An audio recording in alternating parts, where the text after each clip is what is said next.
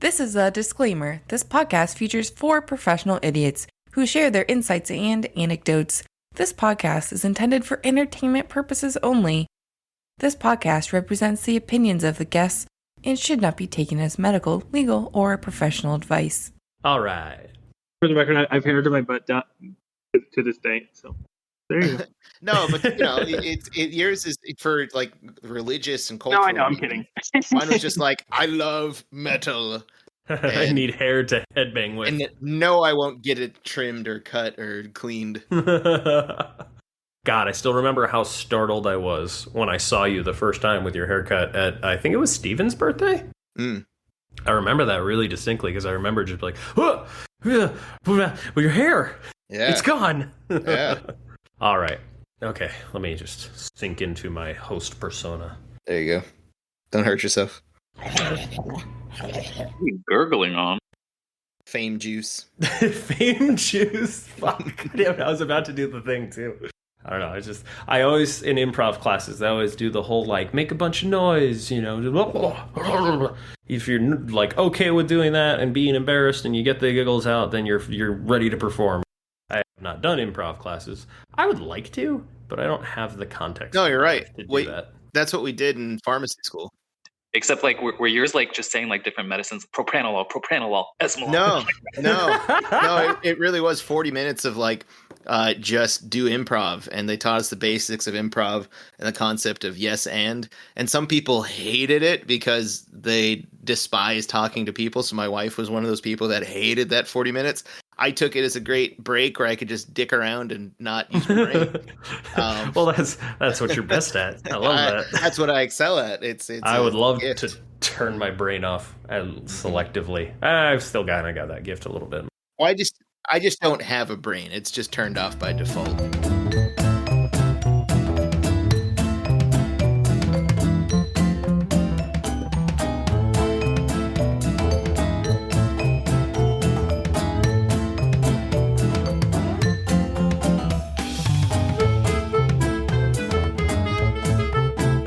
Welcome, everyone, to Overqualified Idiots.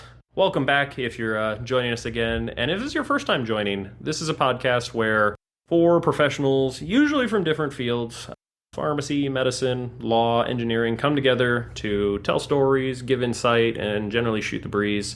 Today, this is a very special episode where we're focusing on one important topic. I'd say it's actually probably important for most fields, but especially for ours. My name is Dan Casey, MD. I'm a primary care sports specialist. I am joined by my colleague, Dr. Ben Dio. Hey. How's residency going, bud? You okay? You okay, man? Yeah, it's your second year now, upper level. It's just almost Ooh. winning. Big bad senior, telling the interns what to do and hopefully cracking the whip and whipping them into shape. Also joining us, instead of one, we have 2 pharmacists. We have Ramon PharmD and PJ PharmD. Guys, say what's up. Howdy. What's up? That was good. I was hoping that was going to happen.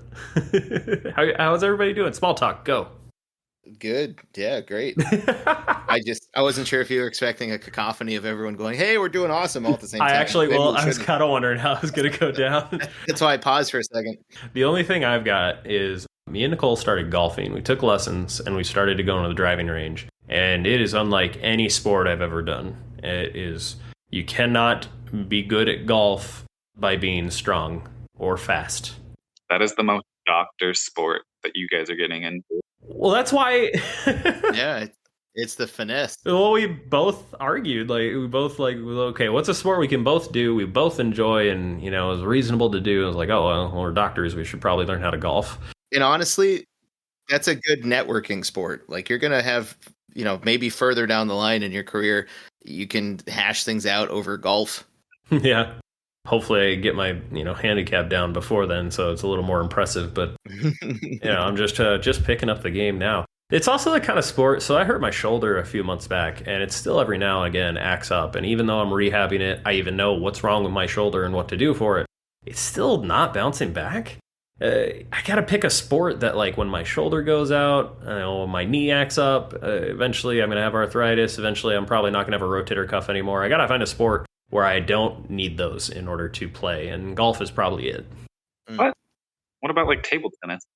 I still play table tennis. I'm still very good at table tennis. I'll kick your ass at table tennis.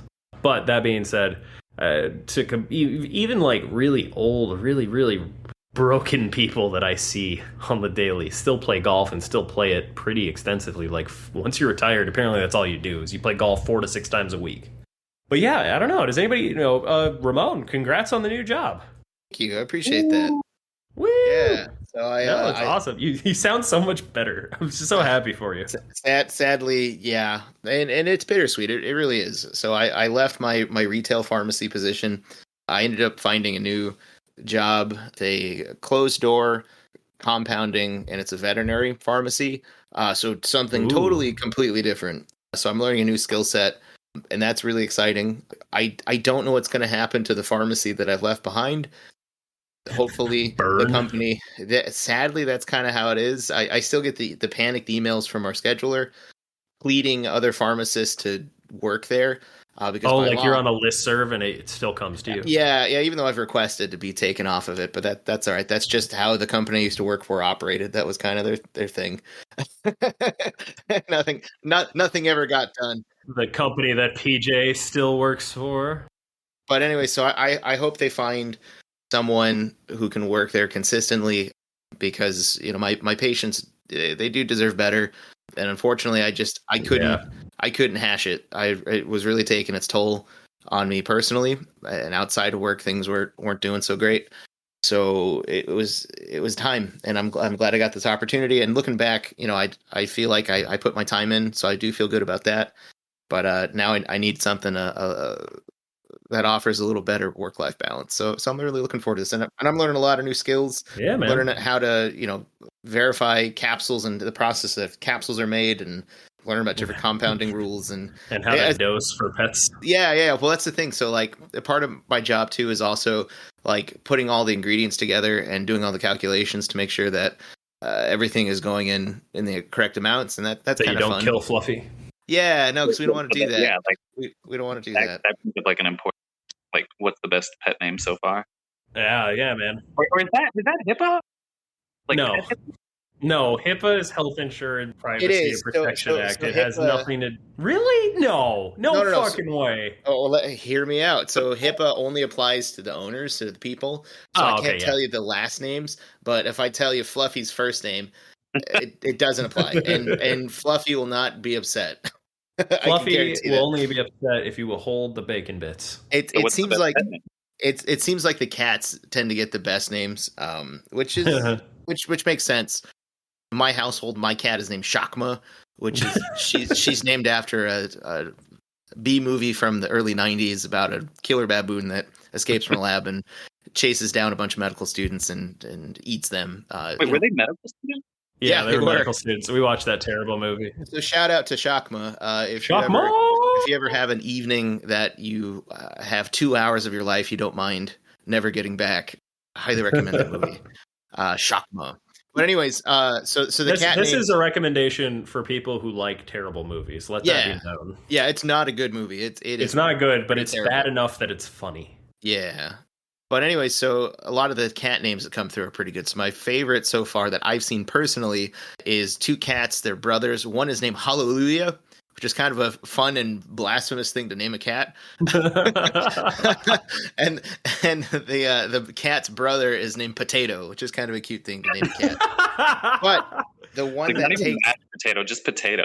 Just potato. There's the one that takes the cake, though, for sure. And I haven't seen any more of this prescription come through for this cat. But Megan, my wife, still sees it come through.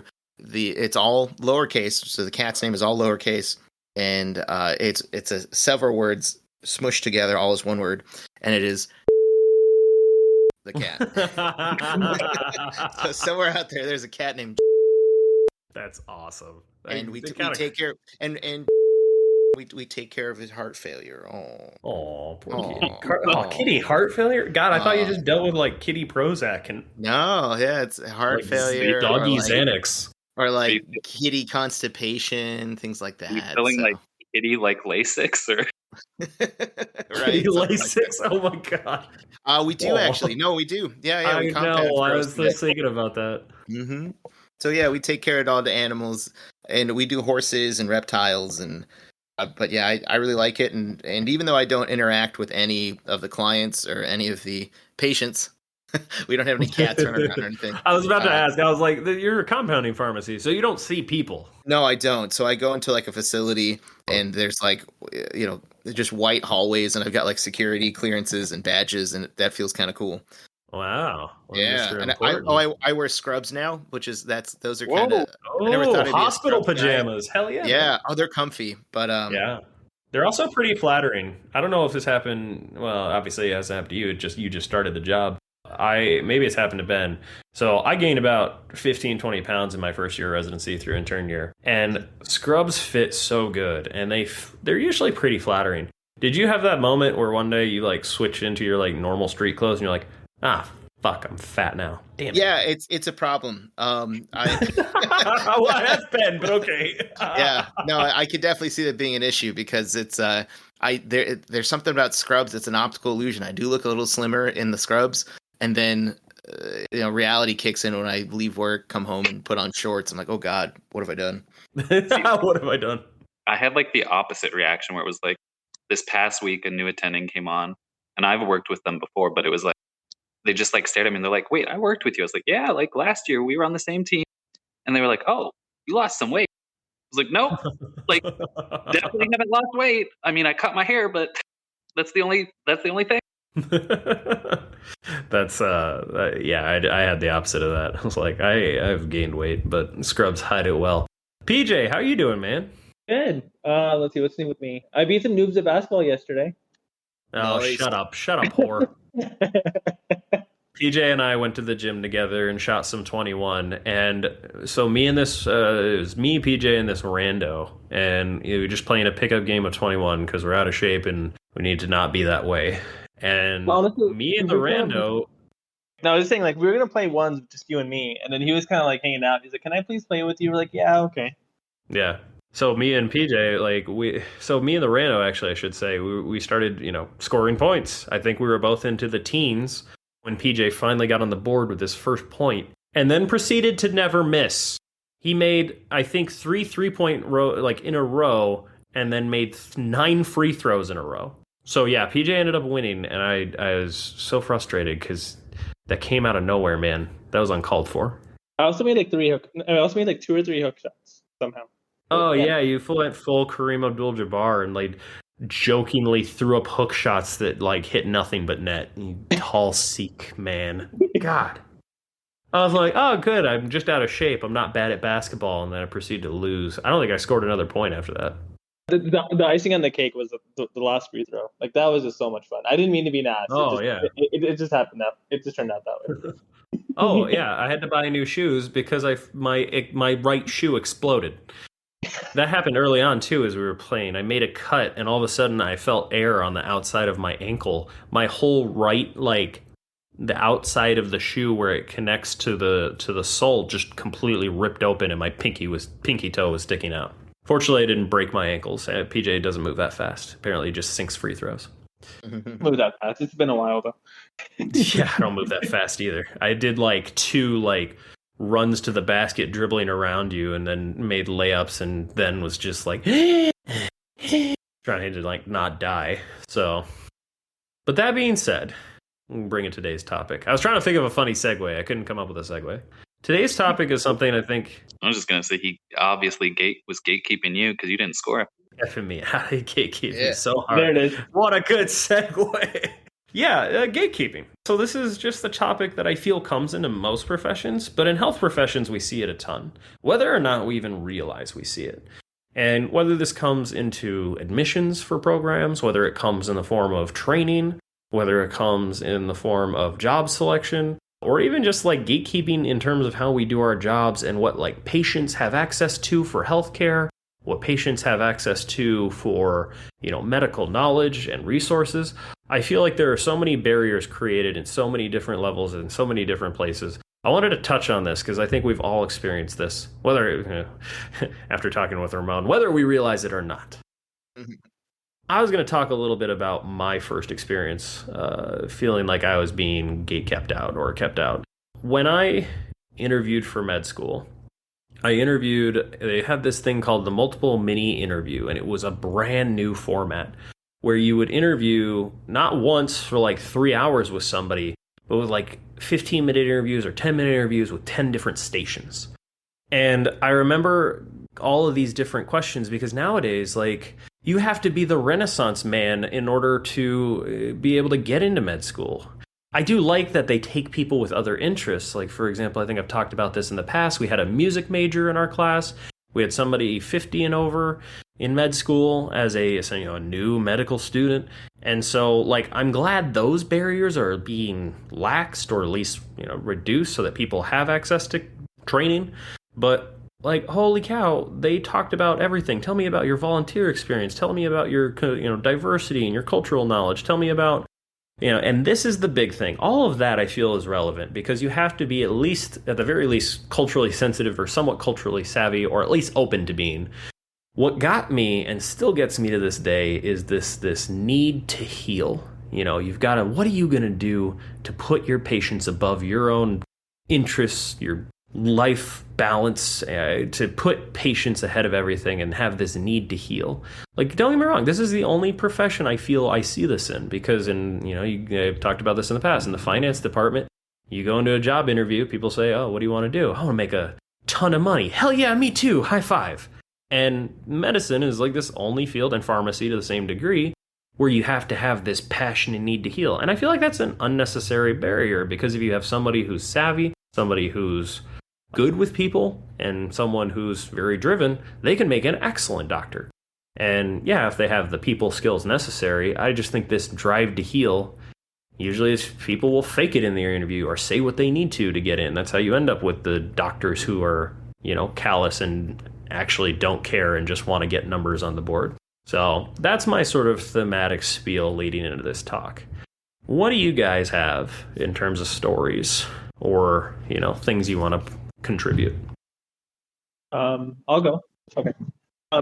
My biggest one was getting into pharmacy school, but so we've talked about that a little bit before, but this is kind of a segue from that, where I was trying to do requirements to get in. So just you need these classes and these electives and XYZ, just crossing off a list, to be able to apply and get in, take your PCAP, blah blah blah, whatever. Right. So one of the things on there, which I don't think was required for Ramon's pharmacy school, but was for mine, was public speaking. Oh yeah, that's right. You talked about this. You took it. Oh no, you took it online. Yeah. So I went to my university and I was like, hey, I need to take public speaking for college I want to get into to pursue pharmacy. And they're like, oh, that's nice, but you can't. I'm like, why? Also, fuck you. Get out of here. Basically. And I'm like, why? Well, that's only for communications majors. Okay. Can I become a communications major? And they said, are you doing it for the class? I'm like, maybe. Like, yeah, you can't do that. Well, yeah. I mean, obviously, if that's what they're going to put as the barrier. I'll declare communication major for a semester. I don't care. Whatever. But what about doing it as a minor and then taking the class? Right. I mean, that's the only problem, is then they're making you do more work to take one course. Exactly. And I was already on this super accelerated path that we talked about. So I was like, I just want to get it done. I don't care how I do it. So I started looking around for community colleges that would let me take it instead rather than my own university. So I was kind of late on, I think classes started a week later or something. So I'm going through the list of finding stuff where I can take it, and all the classes are full. And I see one that has an opening. I'm like, okay, click, join, whatever, enroll. And I look at it, it says public speaking online. Like, okay, if it counts. That's how I had to take it. I had to literally take public speaking online just to fulfill the requirement. Which is funny, because if anything, I feel like COVID has taught me is that giving a presentation on Zoom is way easier when you can't see your audience, and half your audience probably doesn't even care to listen to you to begin with. So Oh, for sure. When the eyes aren't on you, it's not as bad. Didn't you have another instance too? Like, so I swear, and this may be a false memory, maybe I had it in a fever dream, that you told me you initially got rejected or put on a wait list or something. Flat out rejected. Yeah. Yeah. And then they obviously they called you later saying, hey, we actually got a spot if you can get here tomorrow. Correct. In between that, I think you had told me in a separate conversation, like, oh yeah, they told me I was too young, I was only 19 at the time, and I needed more life experience, which was just a way of saying, hey, you gotta take more classes and get better grades and do more, and then we'll take you, because we can't take a 19-year-old who meets all our requirements. And that seems so arbitrary to me. Yeah, basically, because I especially before they said yes. So I called them like a month after I got rejected. I'm like, you don't have room or whatever the case might be, fine. But like, I just want to know what I need to work on for next year so I do get in. Be older. Yeah, basically. Age faster. Well, that's the funny thing too. You checked all the boxes, right? You had a good PCAT score, you had good grades, you took all the prereqs and you applied. And so unless you interviewed poorly, which I know you didn't because I know how you talk, it just sounds like they gave you a very arbitrary reason of like what seems ageist, and that's a very gatekeeping, very arbitrary barrier to keep. Correct. And like they keep notes on the interview. So like it wasn't the person interviewing me that I was able to talk to, but like whoever at like a desk clerk or something that was looking at the file. Great. So I was like, hey, so what do I fix? So she's literally going down the list like on her computer as she's talking to me, and she's like, yeah, this is fine. This is fine. This is fine. This is fine. Like, wait, we didn't take you? What? What's going on?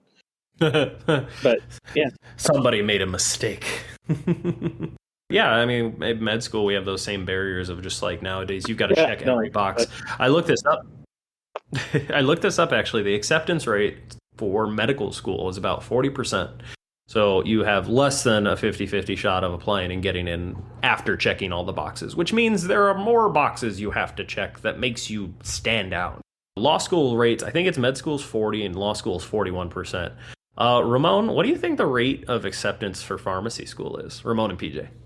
Well, tell me the year and I'll tell you accordingly. Yeah, exactly. Okay. That's so funny. Yeah, tell us the year and we'll tell you how stringent they were getting. This year and then the year you both were accepted. Do you have a pulse and do you want to be hundreds of thousands of dollars in debt? And if you say yes, then they'll let you in. They're desperate. Yeah, I don't know. What's your take on that, PJ? I agree. That's for this year and like last couple of years. 10 years ago when we did it, or however long it's been, it was a lot harder. Yeah. So the rates of acceptance right now for pharmacy school all across the board is like 89%. Yeah, exactly. Pharmacy school acceptance. What year did you guys go? I actually had it up and I pulled it. I X'd it out. I think for me it was 2013 or 2012, and I think at the time it was pretty high still. It was like 70% acceptance. 69.5. So nice. Yeah, I did. It's almost like retail pharmacy and pharmacy practice and compensation is burning people out so that they need to replace the workforce and are taking everyone.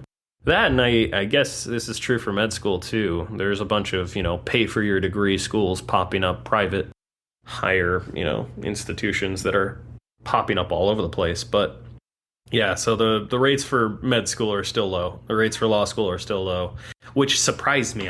I thought law school was going to fall into the same sort of trap of, we'll take anyone and everyone, just buy your degree and give us money. Oh, cat. Oh, God, Freddy's in the room. Hold on. Get out of here, you little shit. That's my guy. He's such a friendly cat, but he's always in the way and he's always so loud. 1 minute. That's like my cat.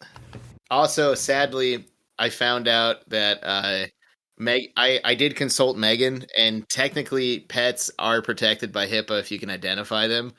So Potato, and of course, going to sue you for all this. The owner, yeah, you might want to cut it because has an Instagram. Like, damn it. Oh, really? Well, is it an Instagram that can tie back to the person? Probably. Yeah, mom's face is in it. Cat mom's face is in it. All right, I will. Yeah. Damn it. Shit. Or at least bleep it. Doesn't that suck? Yeah, because Hallelujah and Potato are vague enough to where that's not going to be an issue. But there's not many cats named. Well, I mean, couldn't you just cut out that it's a cat and just say an animal? I don't know. But you meant the whole discussion leading up was a cat, so I don't know if I can cut that. I don't know if I can't. Yeah. I'm not too bad of an editor. I'm getting better, but I'm not great. Yeah, I was just gonna bleep it. I'm just gonna bleep it and let the mystery stand. Uh, which that might make it even better because if people are listening, like, who What is this mystery cat? cat that has Like, an Instagram? You can't even share it. It's so filthy. You can't even share it I with the know. public. We also said Fluffy a lot. I don't want to get like a cease and desist from Iglesias, the comedian, being like, you guys use my name. Well, I feel like Gabriel Iglesias is a reasonable Yeah, he guy. would I be think he'll totally okay. fine. Plus, there are exceptions But, in HIPAA when it comes to like wildly well-known and famous people where, like, you know, for example, Donald Trump having COVID initially was a huge break in HIPAA in terms of it getting announced and released. I imagine that was done with his say-so, or to some degree from the White House. But like, there are some things where just Right. talking about someone when something that is well-known that is not necessarily protected. Right. So, but anyways, which makes sense though, because our prescriptions are expensive. I have been kind of perusing it, and it seems like our minimum charge per prescription is like $70. God damn. That's cash. That's cash. Jesus. Yeah. Well, I was gonna say, Yeah. like, carboprofen, fortunately, you can just, it's fairly cheap. That's what we give our dog for her hips. 'Cause Yeah. she got hip dysplasia. No. But you give her carboprofen and she's her 1-year-old idiot self running tearing. Yay! Yeah. Ramon, I wanted to hear from you because I know Ben's got stories, but you had one story that stood out to me, or at least that I remember. I don't know if you remember what I'm talking about. You brought up the social, what was it? Social learning, social classes. You know, I don't even remember what it was called. So I don't know if this counts as gatekeeping per se, but it's just kind of fun and interesting. So in the first year of my pharmacy training, we had a full curriculum, but then there was just one class that was only like a 40-minute class, so one unit or whatever. And I think we did it once a week, maybe twice a week. But it was just a class to just try and get us to like talk to each other and develop our social skills, which was kind of insulting. You guys had an improv class for how to talk to humans. But essentially it was an improv class, because what was really neat was one of our professors was a Second City alumnus. I think a singular is alumnus, right? Alumnus, yeah. Alumnus. That's a big word for Elmo. Yeah. But anyway, so he's a Second City alumnus, and was just passionate about improv, and went into pharmacy and did pretty well for himself, and was faculty, and so he worked in an improv class, and so we just did improv for like 40 minutes once a week, and so I don't know if we needed it, but it was kind of nice to just like turn your brain off and just goof around for 40 minutes. So did it help me advance my career at all? Probably not. Did it help me learn anything? No. But yeah, some people really hated it. Like my wife loathed that class, but she's kind of an introvert. Well, I was about to say, she keeps to herself a fair amount, so I feel like being forced to socialize in what is otherwise supposed to be a professional setting is not kosher. But I definitely, as a pharmacy student, I felt very stereotypes. It's like, what do you mean? Just because I go into pharmacy, I can't talk to people? It's some sort of socially inept pill counter. Is that what you're saying? Yeah, listen, you just count by fives, you get your internet degree, and go get me my Percocet or Xanax. Yeah, exactly. So anyway, and don't take so long. Yeah, exactly. Well, it's like, do you guys feel like controlled, or like, did you feel like there was a component of gatekeeping with like how you presented yourself, whether it was like physical, social, etc.? Like, I mean, I think Ramon, you talked a little bit about like your hair like was pretty long. Like, did you feel like you? Oh yeah, that's right. You had long metalhead hair down to your butt through college until junior year when you interviewed the first time and you got rejected. Like, do you think you got rejected because you didn't look professional enough? Yeah, probably. And also but the thing is though, like my interview wasn't very good either. So, I roll in. I mean, I was wearing a suit, but I definitely roll in, and I had dirty metalhead hair because I didn't really take care of it very well. Okay, that's not true. You use that horsetail shampoo. I know. That is true. Mane and tail. That's some pretty expensive mane and tail. That's what it was. That's right. It really was. Yeah. I got my first bottle from a Ross for like $2. It was on a discount shelf, and I was like, if that's for horses, well, I consider myself a wild stallion. That's perfect for my hair. Oh, that's And you know what? great. It did make my hair really nice and shiny. And I do believe that there were also instructions on the bottle to actually put on your horse. So I figured if it's good enough for a horse, it's good enough for me. Don't ever let anyone get you down, Ramon. You're still a wild stallion. Thank you. I appreciate that. I should tell that to my wife more often. Yeah. Well, you bring up a good point, Ben. Like in medicine, we have these what I think today is becoming more and more arbitrary in terms of what is the definition of professional? How does you look? How do you dress? And it's this very, European, Western culture, white, Eurocentric presentation of suit, short, well-kept hair, no facial hair. We all know these sort of things that people rattle off.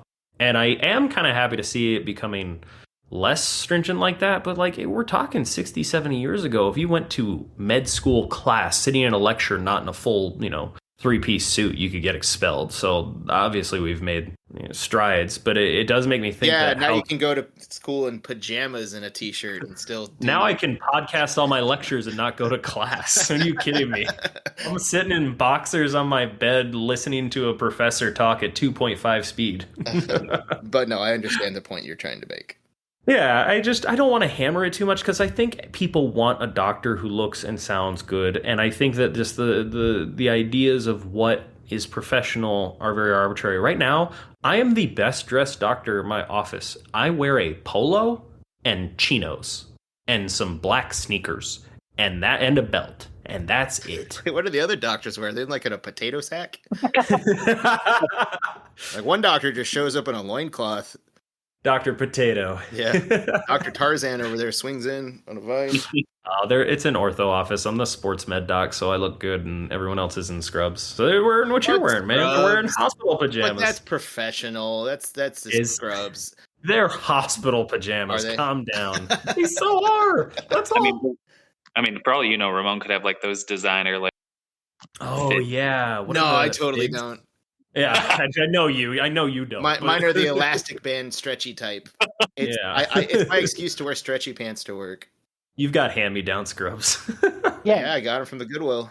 But all the orthos wear the same thing. So, I mean, nobody has figs and nobody has ooh, this is really slick looking. I'm a surgeon.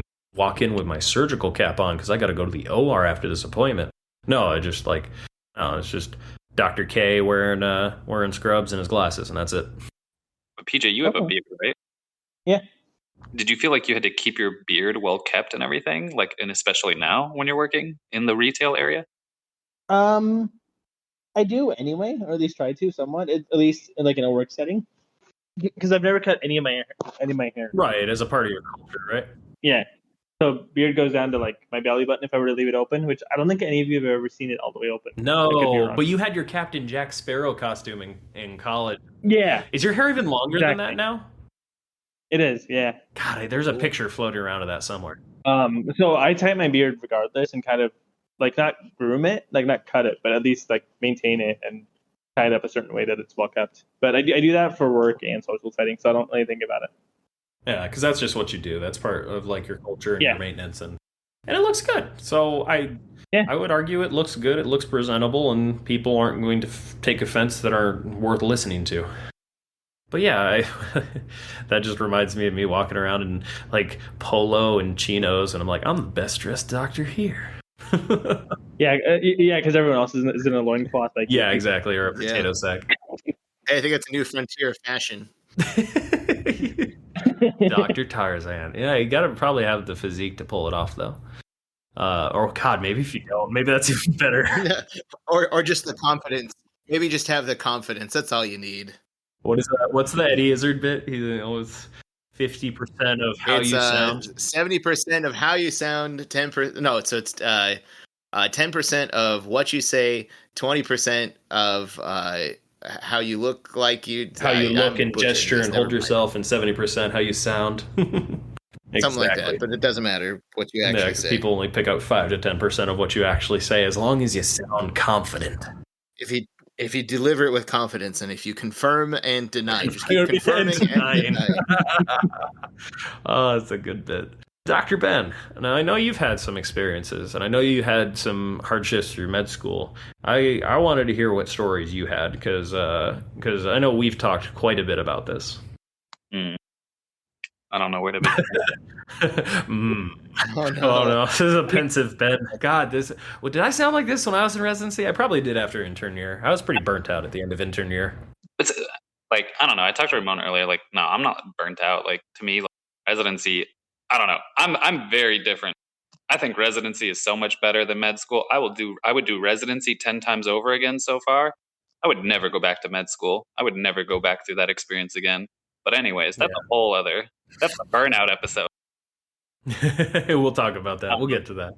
No, but like, so like for me, like, I mean, I really want to talk about like two different perspectives. So like the getting into med school or getting into like professional setting, like I wanted to address that, but then like I wanted to bring up like two different like patient scenarios, and one where like gatekeeping is bad, and actually one where gatekeeping is actually potentially doing more good than not.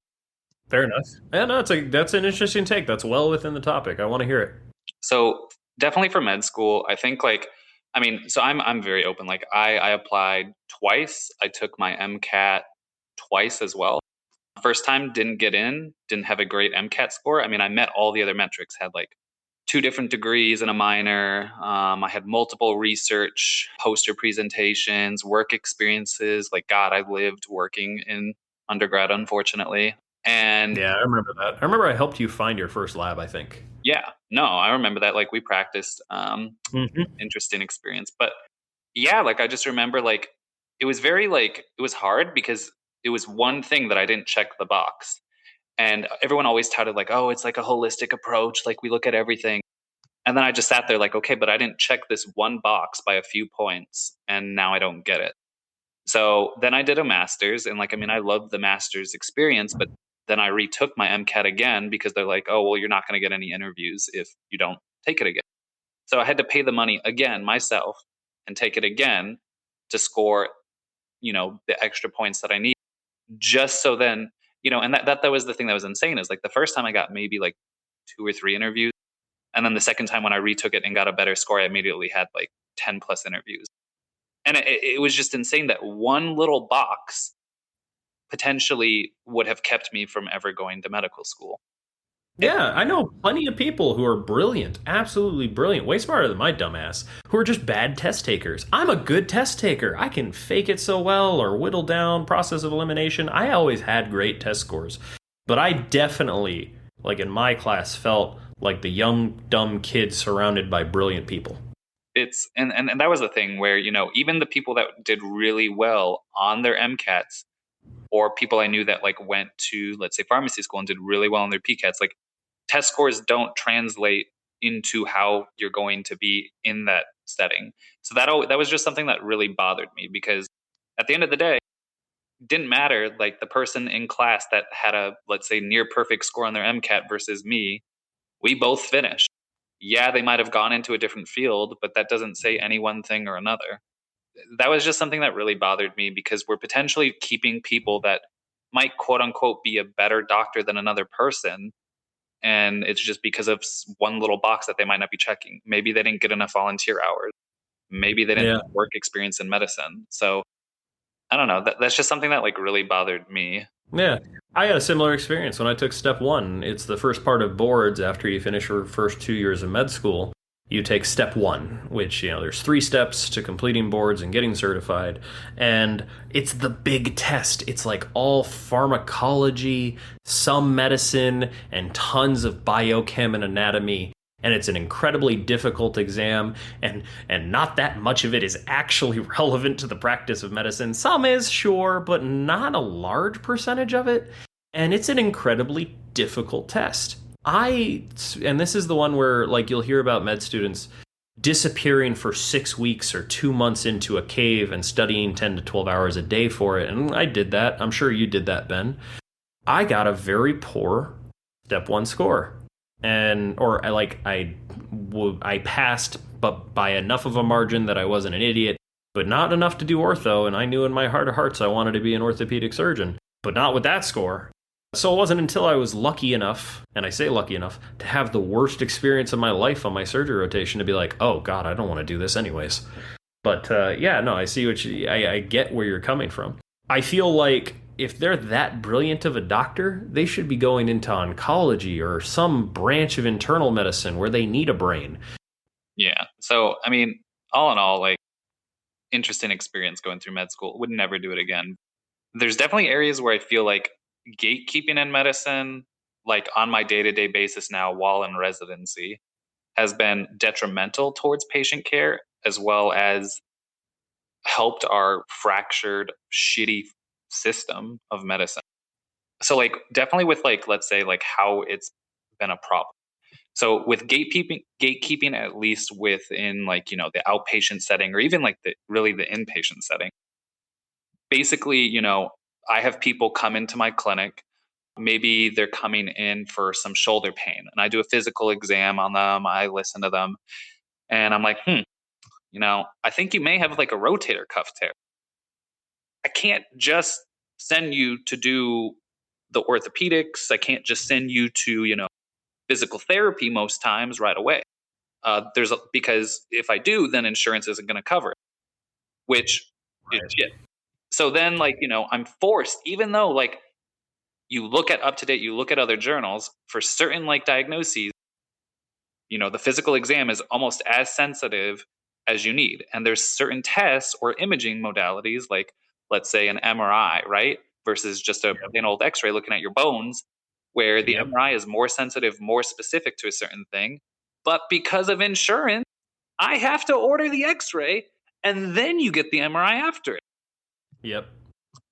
And then at that point, then once I have that imaging finalized, then I could send you to a referral to the orthopedic who could then do surgery instead of, hey, Jim, like down the road in orthopedics, I got this person who I think has a rotator cuff tear. Let me just get this MRI for you so I can like make sure everything's good, and then you see them next week. But it doesn't work that way. Everyday life. That's my everyday life. And then there's things where it's like, okay, well, insurance won't pay for this procedure until you complete physical therapy. Physical therapy sometimes works for this, and we got to jump through this hoop anyways. You know, it's interesting because that's probably one of the best examples of gatekeeping.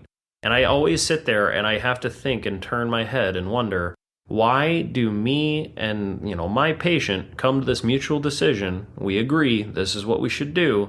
And then a separate third party or profit, meaning they make money if they don't pay for things, says, nah, you can do XYZ first. Maybe then we'll consider your suggestion. And like that burns me up. And I can get it also as being a patient myself, where like I needed certain imaging for like my thyroid before I could like go to a specialist.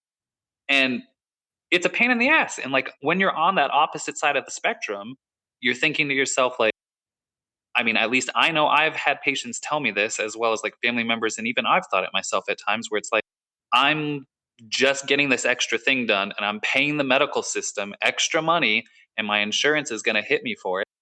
And I like when I know, like now that I have the medical knowledge that I have, when I know what would be the next best thing.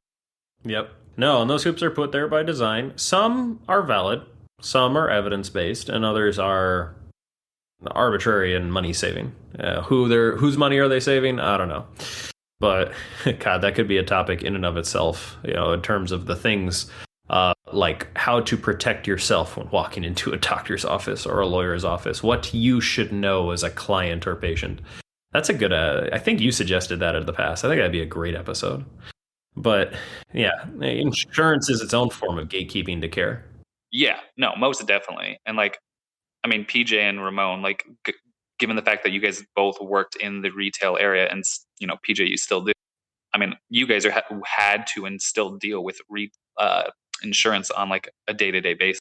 And I feel like you guys also have to like have your own frustrations from that and how it impedes your job or workflow. Yeah, like every second of every day, like for sure. Ramon, does insurance, I mean, I just don't know I don't know a thing about pet insurance, but does that come into play in your compounding pharmacy? No. No, he loves it. I'm not excited about it, not at all. but honestly though, in that respect, it can make it a little more straightforward for the client to get what they need. Because if they and their vet decide that this therapy is what their cat actually needs, they don't have to try step therapy. Try something first that's a little cheaper to see if it helps, or you jump through some of the hoops we were talking about earlier because it's all cash pay. Yeah, fair enough. So that's kind of nice. Yeah, that's nice. But, I mean, it's but I don't know. I don't have tons of training in medical cost savings, so I don't know what's cheaper in the long run. But that's a discussion for someone more qualified than me. but I can say, at least on in my limited practiced area now, in my little chunk of veterinary medicine, not having to deal with insurance, it's one less gatekeeping apparatus. It's kind of nice. Well, that's what Nicole wants to start. My wife wants to start her own primary care practice and start her own what's called direct primary care, where she doesn't operate through insurance. It's a fee for service kind of deal where you either pay a subscription, and if there's certain things that are extra, you pay out of pocket or said therapy or treatment, and it's just value-based care. And so, yeah, if you have something that needs more, intensive care and need to see a specialist, that ends up being, a route you have to go. But for primary care, that's a very reasonable model. And to every direct primary care doctor I've ever met is so happy they don't have to fight insurance. But medicine has its own other struggles too. It's not a perfect world on the other, not always perfect. Grass isn't always greener on the other side. But see, then like on the opposite side of the spectrum, right? I can see where gatekeeping, unfortunately, with how awful our medical system is right now in terms of our like numbers and everything, like I can see where it's actually a benefit, unfortunately. So like as you alluded to, there are some benefits to where gatekeeping, unfortunately, can help our awful system.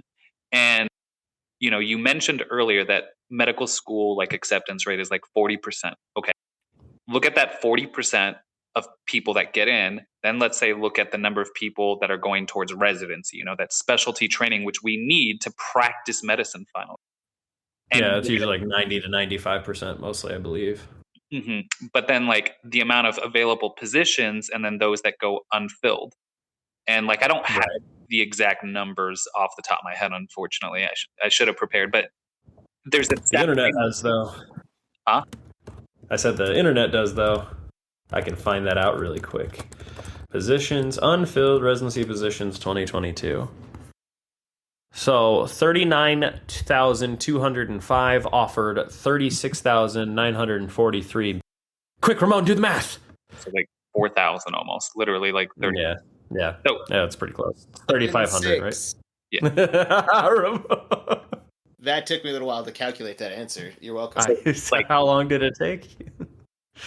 About 45 seconds. That's the power of Ramon calculation. So like when you 2,200, like all those people that have like that are not specialists now, where gatekeeping actually helps with all these unfilled spots, even though we have a huge demand, right? So for example, let's look at yourself or like me, how I want to go into like hemonc, right? Yeah. Let's say a patient comes in to a regular practitioner and they're like, oh, well, I want to go see Dr. Dan and I want him to go look at my bones. It's like, well, did you have anything that warrants you going to him? No, I just want to go see him. I think I need to be seen by him. Or I think I need to go be seen for this like little lump on my like leg. I think it's a tumor. I definitely need to go to the cancer doctor. So that's where like primary care has actually helped, in my opinion, with the situation that we have, where in the United States, we have so few individuals that are going into specialties now, and we already have so few open spots. By having more individuals, unfortunately or fortunately, go into primary care, you allow individuals to be funneled into these specialties that actually need to go. So while it would be better that it'd be better if there were more people or more open positions with these specialties. The fact of the matter is that's just not what we have. So we rely on the general practitioner to circumvent individuals into these specialties that actually need to see them. So then we're not just filled with consults and other visits that don't need us. Ben, are you trying to suggest that patients don't know their own bodies? That they don't know themselves better? That you, a doctor, know more about anatomy and health? You monster. Yeah, no, I agree. I mean, having a foot in both worlds, both as a specialist and a primary care physician, that's exactly one of our purposes. I mean, we are, preventative medicine experts. We are, wellness check and basically checking those boxes of what needs to be done for this person, as well as taking care of, the general illnesses that come up and finding, trying to find when something more serious, needs to be seen. But yeah, I hate the term quarterback because I feel like that really cheapens the role of the primary care physician. But getting people where they need to go. That's, the barriers that exist to some degree, in that capacity exist for a reason. I think that kind of backpacking on what you said as far as when gatekeeping is a good thing. I know I have my bit about, you got to be the kind of person who wants to heal. You got to have the drive to heal. And that's only reason you want to go into medicine. I get that also keeps out the sociopaths and the people in medicine, in the medical field for the wrong reason to some degree. I think I'm a little jaded to that notion just because I've met a handful of sociopaths and jaded people in medicine. We all have in this field. So, yeah. Have you met PJ? Have you met him? I'm kidding. Listen to him when he talks. You hear it. Yeah, the puns, it's all a cover. The puns are a cover. Yeah, it makes you seem more human. It's Exactly. good. Oh, man. I was going to say, does anybody else have any other examples or ideas? Because I feel like I could keep going on and on. It was more of a soapbox, and I don't want to get this too preachy and thematic. I do have to go get Thai food for Megan and I did say that we would. I'm sorry. I told us like, hey, Thai. No, but oh, get like pad see you. You're gonna get pad Thai like a basic bitch. I'm gonna get pad Thai like a basic bitch. Oh yeah, the pad Thai from Thai-san is the best pad Thai I've ever had. I lived across the street from that place. They knew my name. Yeah. So I'm sorry, gents. I figured I'd give my hour. But I do have to dip out a little early, so I'm dying of dysentery on this Oregon Wait, is this trail. going to be the new brand instead of Salad and Go? Now we're gonna shoot for the Thai. Tie and go. Tie and go to the bathroom. Exactly. I mean, Thai and Go sounds like a kidnapping, but you guys do you. I do have to bow out. I'm sorry, guys. Well, that's a good time. You know what? I think it's about an hour. I think it's a good time to sort of call it. Basically, gatekeeping, I think, is one of those things where it can keep people arbitrarily from things that they need or where they want to go or what they want to do. But in instances, Ben, you brought up a good point that sometimes efficiency and really, health literacy as well as financial literacy, unfortunately, is becoming a larger and larger part of my job. Can serve a good purpose. But ultimately, I think when it comes to training and getting where we wanted to be, we ended up where we wanted to be. But man, it took a while to get here. So, well, thank you guys for joining me. Oh, bye, Ramon. Okay, bye. The Thai call. He really needed that Thai food. I can't blame him. That restaurant is like the best. Shout out to Thai Isan in Central Phoenix. That restaurant is phenomenal. But that means stop gatekeeping people enjoying their Thai dish, Ben. That's the whole point. Even if pad Thai is a basic bitch, wow, I can't talk. Basic bitch dish. That's a tongue twister. You can't gatekeep him from enjoying delicious pad Thai. You monster. Yeah, I'm awful. God. You sound like a sociopath when you talk like that. Yeah. Yeah, sound like. Just kidding. Well, thank you, listeners, for tuning in. Hope you enjoyed this episode. I hope you, if you had any inkling of going into medicine, I guess this might be the episode to convince you not to, or health-related fields. But thank you all for joining us. Hope you had some laughs. Hope you learned something. We will see you guys next week, and take care.